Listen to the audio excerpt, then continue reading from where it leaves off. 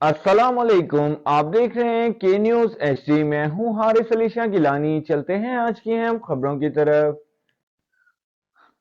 आप देख रहे हैं के न्यूज चैनल इंटरनेशनल। रुक करेंगे साहिवाल का, जहां से रिपोर्ट कर रहे हैं हमारे नुमाइंदे मियां अली रजा। रमजानुल मुबारक अल्लाह ताला की रहमत और बख्शिश और मगफिरत का महीना है। खुशकिस्मत हैं वो लोग जिनको इस मुबारक और बामुकद्दस महीने में रोज़ा इबादत के जरिए अल्लाह ताला को राजी करने की तौफीक हुई।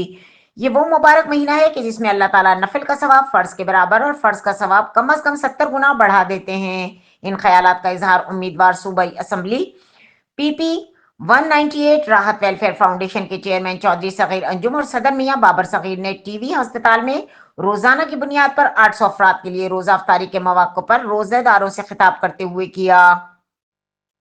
उन्होंने कहा कि दुखी इंसानियत की खिदमत हमारी अव्वलीन तरजीह है। इंशाअल्लाह ताला पहले रोजे से लेकर आखिरी रोजे तक अफ्तारी और राशन की तकसीम हमारा मिशन जारी है। चौधरी सगीर अंजुम ने कहा कि बाबरकत महीना अल्लाह ताला की खास रहमत और बरकत और मगफिरत का जरिया है, जिसमें अल्लाह ताला की बेशुमार नेमतें नाजिल होती हैं।